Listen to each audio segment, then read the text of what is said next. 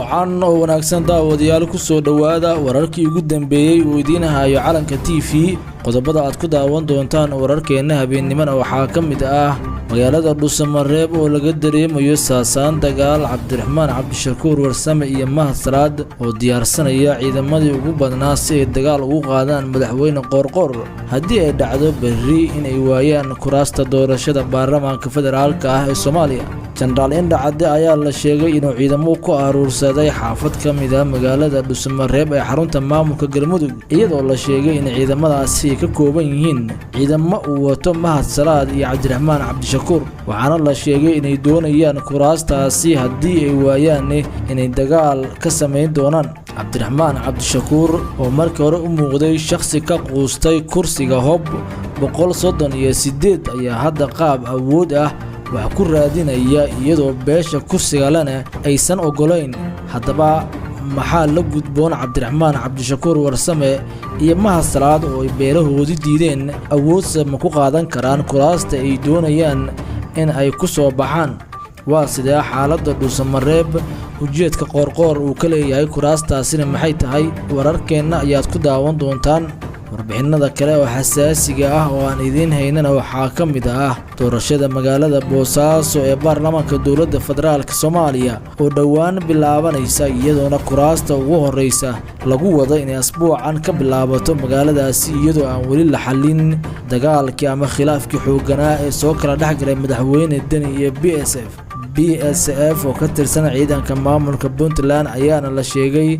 inay wali ku hayaan gacanta xaafado ka tirsan magaalada Boosaaso haddaba doorashada magaalada Boosaaso ka dhacaysa oo odayaasha deegaanka iyo madaxweyne Farmaajo u ballan qaadeen kuraastaasi sidee ayay u dhici doontaa saameyn intee leeg ayuu ku yeelan doonaa Saciid Cabdullaahi Deni qodobadeena ayaad ku daawan doontaan sidoo kalena warbixino xasaasi ah oo ka soo baxaya magaalada Muqdisho ayaa sheegaya General Xuud iyo Ra'iisul Wasaare Roble oo heshiiskii ugu dambeeyay galay iyadoona dhawaan General Xuud uu gaarayo magaalada Beledweyne ee xarunta gobolka Hiiraan General Xuud ayaa la sheegay inuu ka xumaaday heshiiska ay galeen Cali Guudlaawe iyo odayaasha dhaqanka magaalada Beledweyne gaar ahaan beesha Xawaadle ee uu ka dhashay General Xuud waxaana la sheegayaa in Ra'iisul Wasaare Roble uu General Xuud ballanqaadiyo lacageed iyo sidoo kale kuwa xilba uu ballanqaaday generaalka isagoona sheegaya in heshiiska Beledweyne haddii uu dhaco uusan wax kuraas ah ka heli doonin baarlamaanka jamhuuriyadda federaalka ah ee Soomaaliya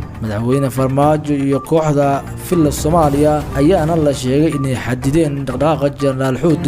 iyadoona hadda xabsi guri looga dhigay meel ka mid ah magaalada Muqdisho Roble oo xaalku ku xumaaday kadib markii uu waayay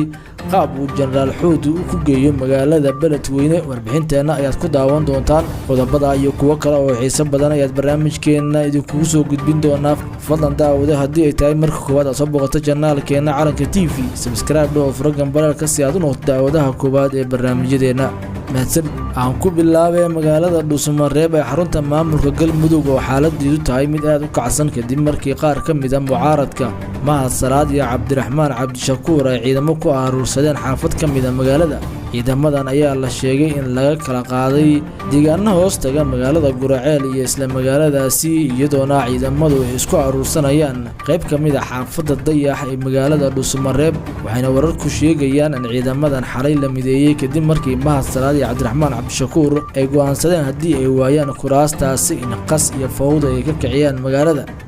Cabdiraxmaan Cabdishakuur Warsame ayaa shalay lagu wargeliyay kursiga uu tartamayo ee Hob 138 in rag uusan u tartami karin oo haween ay leeyihiin marka loo fiiriyo qoondada luntay ee beesha Cayr ee baarlamaanka jamhuuriyadda federaalka ee Soomaaliya Cabdiraxmaan Cabdishakuur iyo sidoo kale Indha Cadde oo isku beel ah ayaa arintaasi ka soo horjeestay iyo xildhibaano kale oo beesha u tartamaya iyagoo sheegay in kuraasta beesha Cayr bari ay qaadatay laga rabay in laga dhigo haween mid ka mid ah balse iyagu kooda uu yahay hal kursi oo sanadka hore ay haweenay qaadatay waxayna beel koonfureed sheegaysaa in Cabdiraxmaan Cabdishakuur Warsame iyo sidoo kale siyaasiyiinta kale u tartamaya kursigaasi ay xaq u leeyihiin in rag qaataan balse beesha ayaa aad uga soo horjeesatay damaca Cabdiraxmaan Cabdishakuur Warsame iyagoona sheegay inuusan matali karin marka loo fiiriyo habdhaqankiisa iyo sidoo kale siyaasaddiisa uu ku soo koobantay inuu caayo madaxweyne farmaajo. dadka falaqeeya arrimaha siyaasadda ayaa Cabdiraxmaan Cabdishakuur ku eedeeyay inuu kursigaasi ku waayay cayda uu markasta ku sameeyay jiray madaxweyne farmaajo, maadaama dadka deegaanku ay aaminsan yihiin sidoo kalena ogsoon yihiin wanaagii iyo waxtarkii madaxweyne farmaajo uu la yimid dalka inta uu xukumayay. Cabdiraxmaan Cabdishakuur Warsame iyo Mahad Salaad ayaa hadda ciidamo aruusi wada, iyadoona ciidamadaasi hoggaan looga dhigay Generaal Yuusuf Maxamed Indhacde oo hadda ciidamo aruusi ka wada xarunta magaalada Dhuusamareeb ee Galmudug,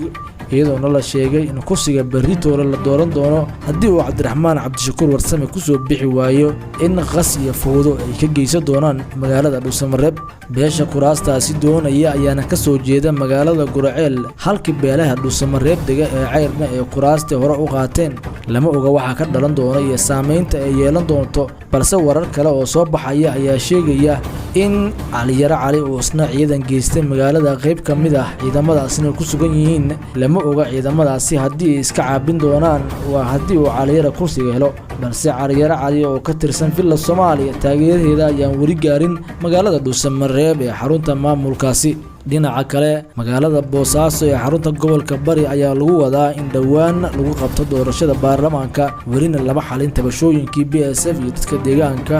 dalbashada ay ka dalbadeen Saciid Cabdullaahi Deni. bilo ka hor ayay ahayd markii dagaal xoogan uu ka dhacay magaaladaasi, iyadoona isku farasaareen ciidamada kala duwan ee maamulka Puntland iyo sidoo kale ciidamada la dagaalanka argagixisada ee BSF ee hoostaga maamulka Puntland. dagaalkaasi oo marka hore ka soo bilowday khilaaf ka dhashay doorashooyinka xildhibaanada, iyadoona ciidamadaasi ay diideen in la boobo maadaama ay mas'uul ka yihiin dadka deegaanka. ciidamada Puntland ayaana taageeray gaar ahaan kuwa gobolka Bari, iyagoona sheegay in ciidamadaasi ay yihiin kuwo ansax ah uusan xilka ka qaadi karin taliyahooda madaxweyne Saciid Cabdullaahi Deni. asbuuc ka hor ayay Villa Soomaaliya kulan kala qaateen odayaasha deegaanka magaalada Boosaaso, iyagoona u ballan qaaday madaxweyne farmaajo in kuraasta ka soo baxda magaalada Boosaaso uu isagu leeyahay oo aan qof kale la siin karin. haddaba doorasho ka dhici doonta magaalada Boosaaso ayaa lagu wareersan yahay cidda saameynta u xoogan ku yeelan doonta madaxweyne Deni base madaxweyne Maxamed Cabdullaahi Farmaajo, maadaama Deni uu Villa Soomaaliya ka celin waayay magaalada Garowe. wuxuu ku fashilmi doonaa in uu ka hor istaago xildhibaanada taageersan Villa Soomaaliya oo odayaasha dhaqanka iyo ergadu ay doonayaan inay ka soo saaraan magaalada Boosaaso. waana dhacdo dadka Soomaaliyeed ee siyaasadda u dhuunduloola ay u saadaalinayaan inuu ku gacan sarreyn doono madaxweyne Maxamed Cabdullaahi Farmaajo. haddaba halkaa waxaa inoogu eg wararkeennii habeenimo fadan daawada. haddii ay tahay marka koowaad aad soo booqato janaalkeena Calanka TV, subscribe dhaw furo gambareelka si aad u noqoto daawadaha koowaad ee barnaamijyadeena.